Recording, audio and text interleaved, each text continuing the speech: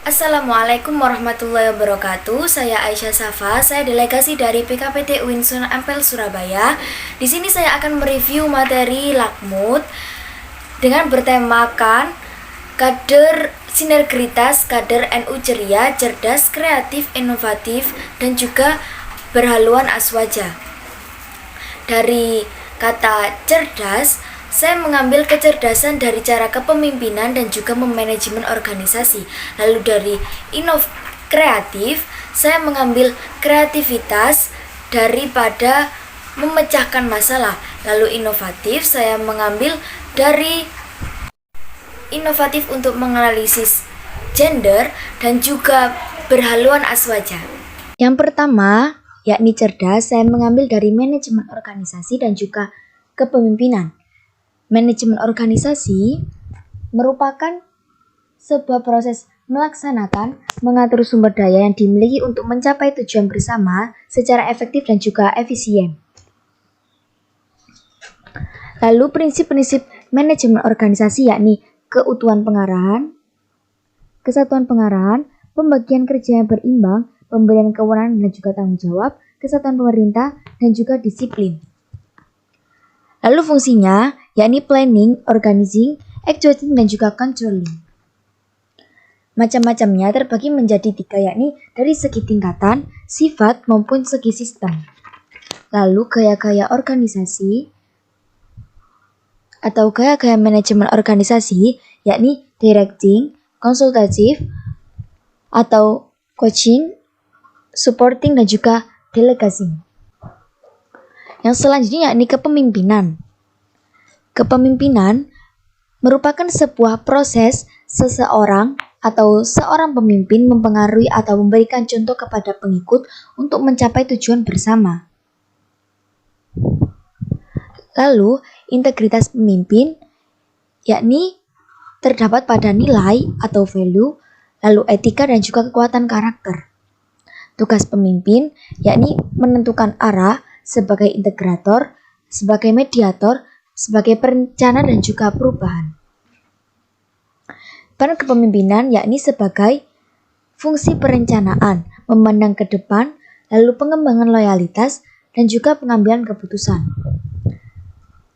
Sifat kepemimpinan ala Rasulullah yakni mengikuti sidik, amanah, fatonah, dan juga tabligh. Upaya peningkatan kualitas kepemimpinan yakni mencari tahu tipe pemimpin yang ada pada diri sendiri, lalu melihat diri sendiri dari sudut orang lain, dan juga menganalisa kualitas kepemimpinan diri. Yang kedua yakni scientific problem solving atau yang biasa disebut dengan SPS. SPS merupakan suatu cara yang digunakan dalam menganalisa dan juga menyelidiki pokok-pokok permasalahan. Klasifikasi masalahnya dibagi menjadi 2 macam, yakni masalah sederhana dan juga masalah rumit. Masalah sederhana meliputi masalah yang ada konsekuensi kecil dan juga pemecahannya tidak melibatkan banyak orang. Jika masalah rumit, yaitu berkaitan dengan hal yang besar dan juga konsekuensinya besar dan pemecahannya membutuhkan beberapa atau banyak orang. Lalu langkah-langkah pemecahan masalah, yakni melakukan pengamatan, menyelidiki masalah, dan juga melakukan analisa masalah. Yang ketiga yakni inovatif, saya mengambil dari analisis gender. Perbedaan seks dan juga gender. Jika seks merupakan jenis kelamin atau peran atau juga organ reproduksi, jika gender merupakan atribut emosional atau psikologis dan juga peran di masyarakat. Perannya yakni sebagai reproduksi dan juga sosial di masyarakat. Lalu penentu peran gender yakni budaya, waktu, dan juga tempat.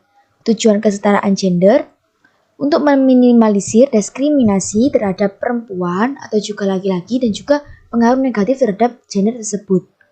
Lalu pandangan Islam tentang kesetaraan gender yakni semua makhluk Allah itu dituntut untuk beribadah kepada Allah dan juga di mata Allah semuanya sama kecuali takwa.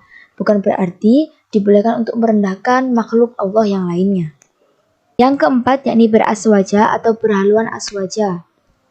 Karakteristik aswaja yakni tawasud, ta'adul, tasamu, tawazun, serta amar ma'ruf nahi mungkar. Dengan mengamalkan karakteristik tersebut, secara tidak langsung kita diajarkan cara berkomunikasi, beretika dan juga bersosialisasi terhadap sesama. Lalu secara garis besar, Aswaja bersumber pada 4 pokok yakni Al-Quran, Hadis, Ijma, dan juga Qiyas. Lalu dalam memahami dan menafsirkan Islam, NU mengikuti paham Ahlussunnah wal Jamaah dan menggunakan jalan pendekatan madhab. Dalam bidang akidah, NU mengikuti Imam Abu Hasan al-Asy'ari dan Abu Mansur al-Maturidi.